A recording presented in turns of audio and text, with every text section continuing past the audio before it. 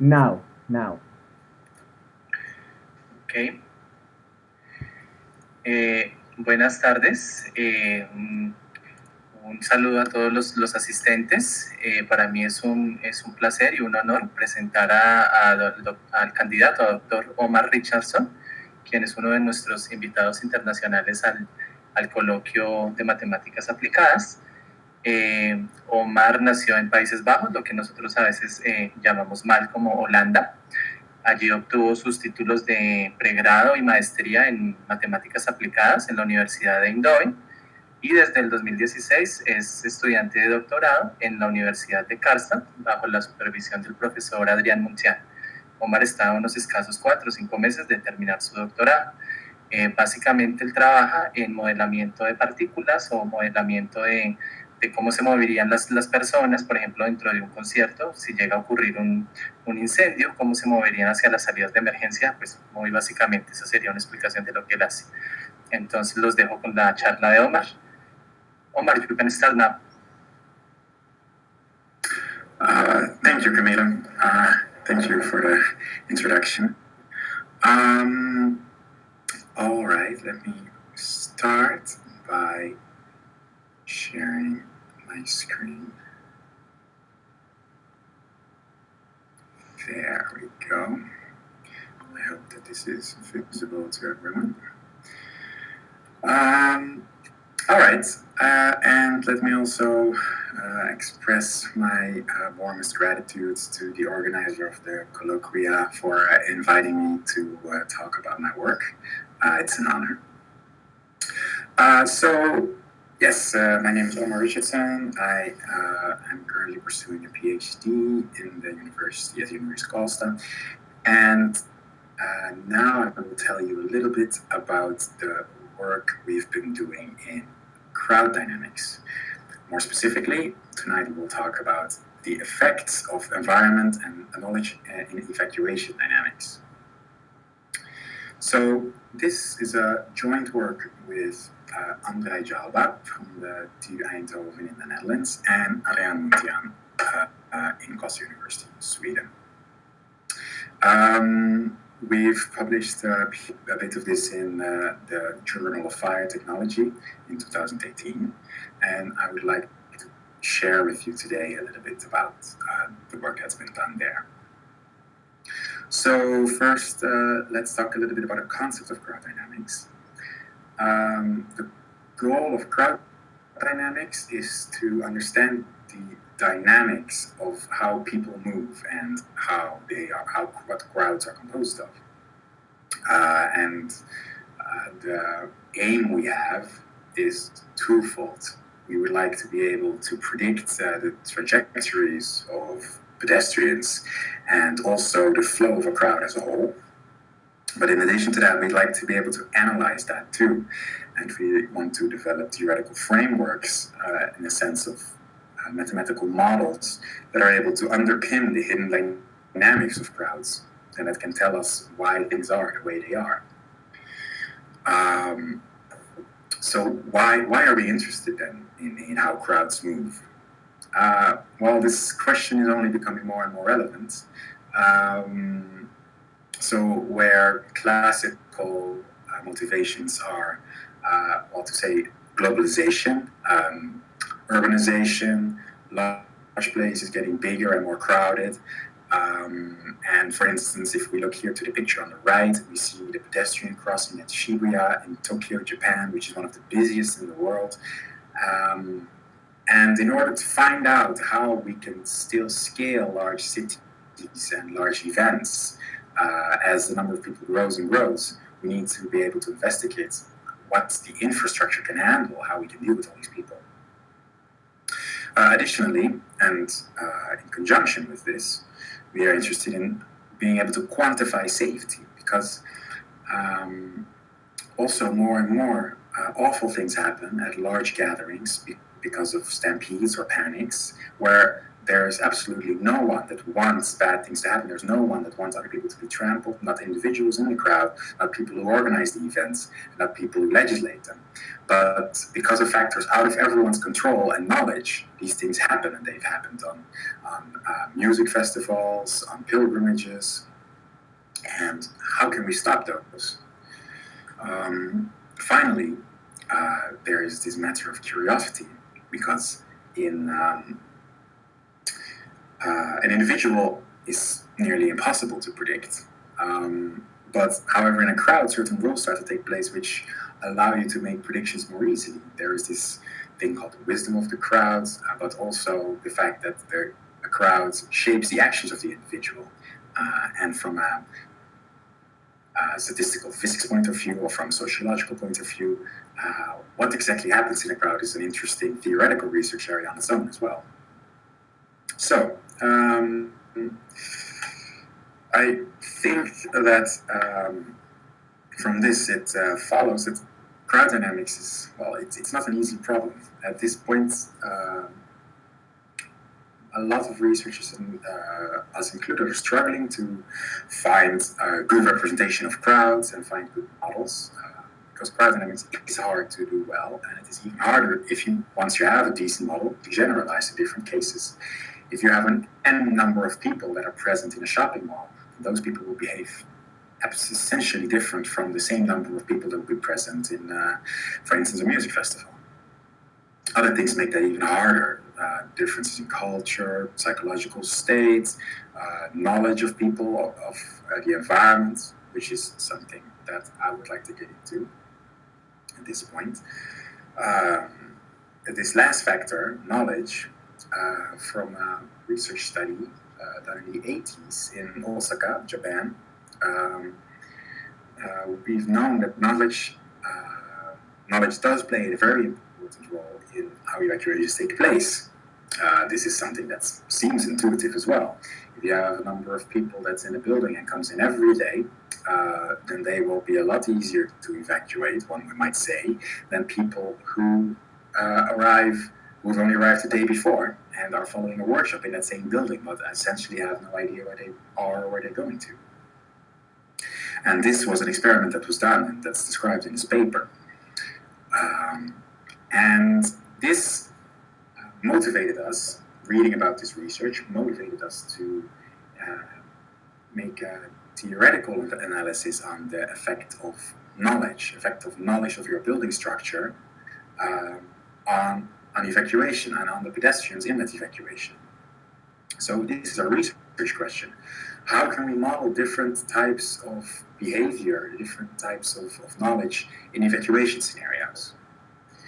Okay, so we see a visualization of the simulation in question. And what we try to do here is we try to make a complex environment, a complicated environment, a maze-like structure in which pedestrians have to escape, where there are certain obstacles that impede their evacuation and that impede their ability to do so. So there's a fire which presents itself as an obstacle, an impenetrable obstacle, and then this fire creates smoke. And this smoke reduces the line of sight, and it reduces the speed of the pedestrians. More about that a little bit later. And then we just want to experiment how do different types of people evacuate this building. So we start in this research with two populations. We have one population called residents and one called visitors. The residents are here people who have an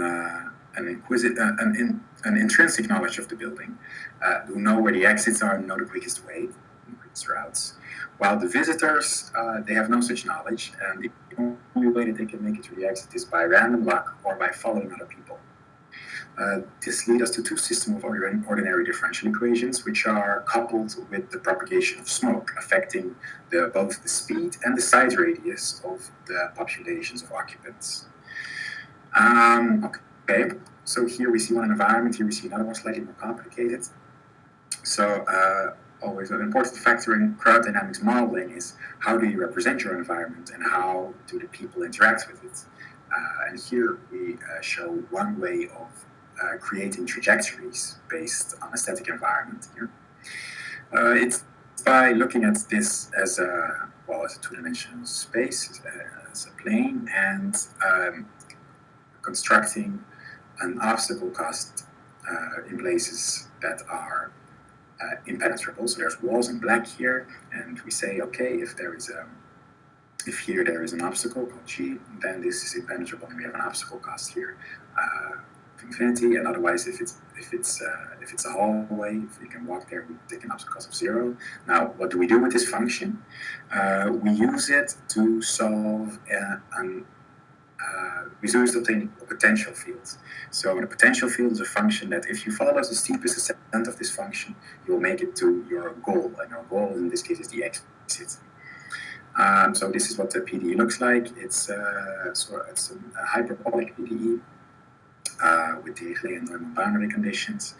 And by solving this using the obstacle cost, what you obtain is for every path that has a place to the exit, you will obtain a trajectory, and it will be a smooth trajectory. So, for instance, here we can see that for two cases, this is the same environment, but one has a fire and one doesn't. So if you have a fire, that makes the corridor inaccessible. You see how that changes the trajectories. And you can see here that they are smooth and avoid all the obstacles as asked. Okay, so what do the equations look like that govern the population dynamics here? Well, we start with equation 1, where we present the ODE system for the residents. Here we see that the first factor, Vs, represents the maximum speed, which is governed by the smoke that's present at the location of the pedestrian. And the second factor is the phi here represents a potential field that we saw in the previous slide, and P represents a macroscopic pressure. This pressure is introduced as it governs the presence of pedestrians not too many at the same place, because people, even in evacuations, people want to go to the exit, but they don't want to run into each other. So there is this repulsive term between pedestrians that ensures that they keep a certain distance. In equation 2, we see the system for the visitors, and we see here that there is a Kruger-Smale-like model here that resembles the following of people close by that have adjusting the velocity, your own velocity, to the velocity of the people nearby. So it's a herding characteristic. Additionally, there is a term, a gradient of h, where h represents the source of fire, so this fire repels them. And there's a random motion, a Brownian motion in B that steers them away. And this velocity of these visitors is also scaled with the gradient of this crowd pressure. As you can see, that there's a mismatch in order between the residents and the visitors' ODE systems. The residents have a first order ODE system representing an inertia-free system, right? They don't have to accelerate, they just follow the trajectory without any inertia whatsoever. The visitors do have an inertia, and this is to represent the slowness in reacting, because if they don't know where they are, they have all this conflicting information, and that makes them, it takes time for them to adjust their direction. The smoke density is a simple parabolic equation where we have a certain diffusion coefficient of the smoke. We have a wind field in V, and we have the creation of the smoke comes from the fire. So there's this fire source that also governs the repulsion of the visitors in the OE. And we have this smoke production rate, Ys, which depends on the type of fire that you're dealing with.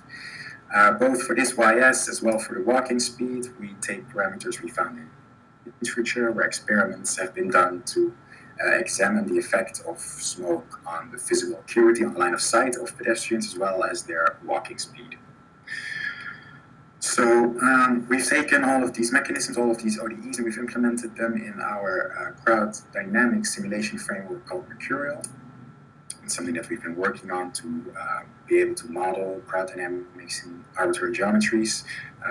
It's a implementation in Python, and it allows for both global and local crowd representations, because we work a lot with multi-scale representation of crowds. And it's currently we're working on extending the 2D visualization with the interactive 3D visualization. So let's see, if technology permits, I would like to show you this movie, which I suppose one could also watch by themselves, but I should have it somewhere around here.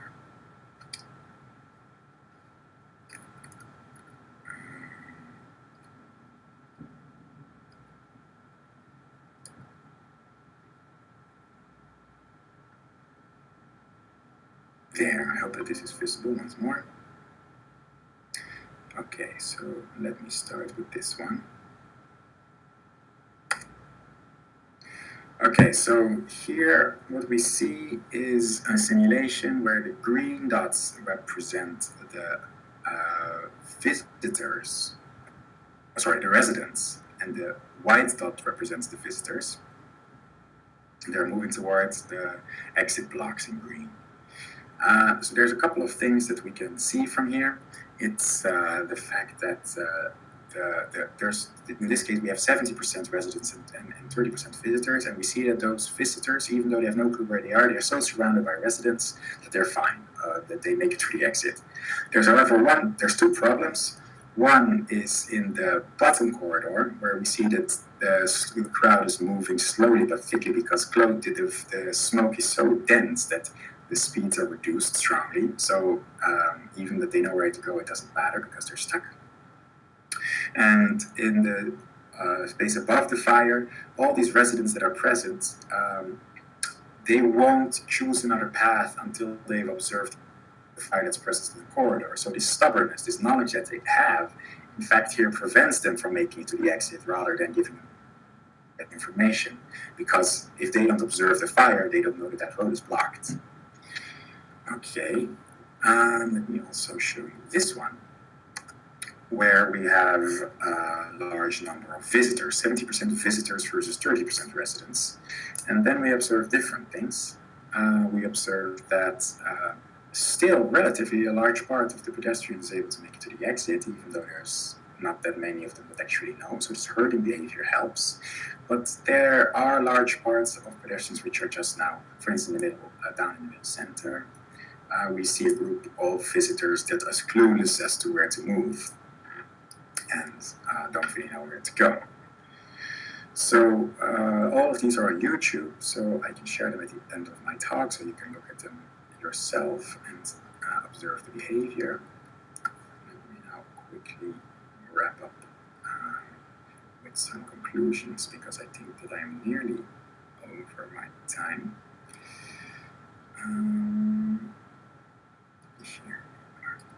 Share this once more.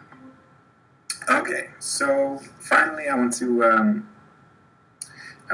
make some comments on how this on the effects of this evacuation. So here we look at the differences in the pressure observed. The pressure here is how much people are forced to go into a direction that they don't want to go in because of the other people in the crowd.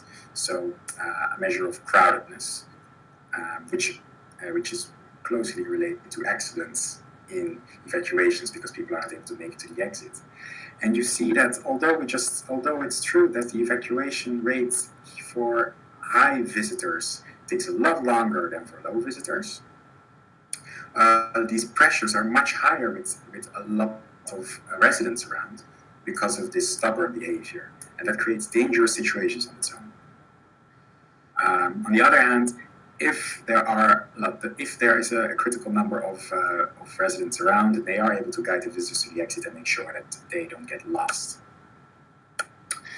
Okay, so that indeed sums up our observations. So residents have a good capacity of leading the visitors. Residents can get stuck because of their stubbornness, but the size and persistence of visitor groups decreases over time because of the smoke. So In essence, there is this demand there is for the visitors to find their exit quickly, because if all the residents left, they won't make it anymore, because there's no knowledge among them anymore to make it. So, in the future, we are currently working on a counter for social stroke. Oh, that's okay.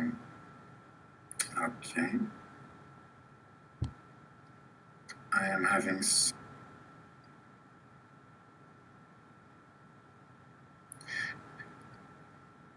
Okay, sorry about that. I was experiencing some technical difficulties. Right, but I am back. Right, okay, sorry. So, in the future, we'd like to account for social structures as well, because those are also very important if we look at evacuations that occur. Because people tend to stick together with people they came with, people don't just walk off by their own. And we'd like to extend the number of different behaviors that we are able to model. So knowledge, no-knowledge, but also different roles that people have in evacuations. We think it might make it more realistic as well. So for more reference, I would like to refer you to this paper. And also in there contain more references that are really relevant to the research that we've done. And with that, I would like to end my presentation.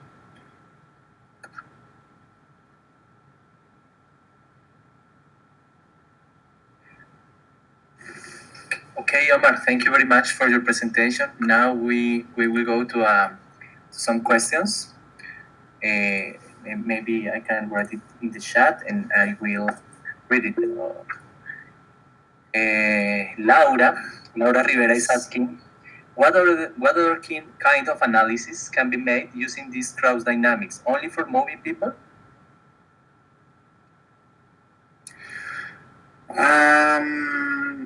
Well, this is strongly focused on moving people, because we're looking at the interactions among them as they move. Because but there are other things as well. For instance,